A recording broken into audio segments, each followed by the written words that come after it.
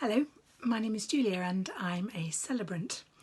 It's a great pleasure to be here as part of Glenfall's virtual wedding fair.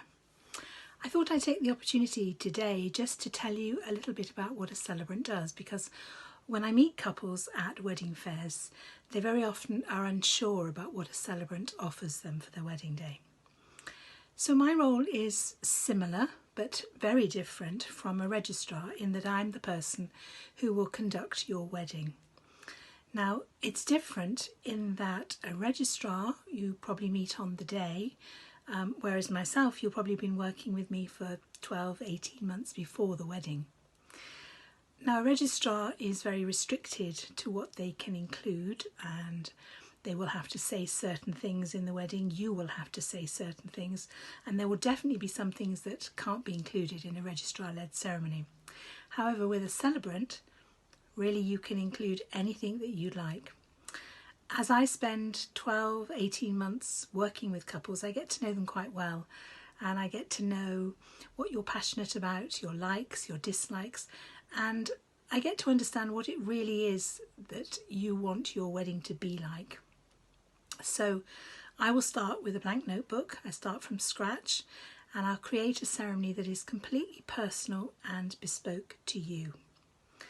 Now, the other thing that couples often ask me is how they can have the best of both worlds. In other words, they want to have a legal registration, but they want the freedom of a celebrant-led ceremony. And it's very simple, actually. What all of my couples do is that a few days before their wedding, a week before their wedding, they will go along to the register office and they will register their marriage. So they'll complete the legal registration. And that's a process that's very much like the process when you go to register perhaps the birth of a baby. So it would just be the two of you and two witnesses. There's no need to exchange rings or say your vows or anything like that. It's just a completion of the legal process. And by separating the legal from the ceremony, you then get to create a ceremony that really is exactly what you want it to be. No limits, no restrictions. My attitude is always, if you ask me whether we can do it, we'll jolly well make sure you can. So that's the fundamental difference between a registrar and a celebrant.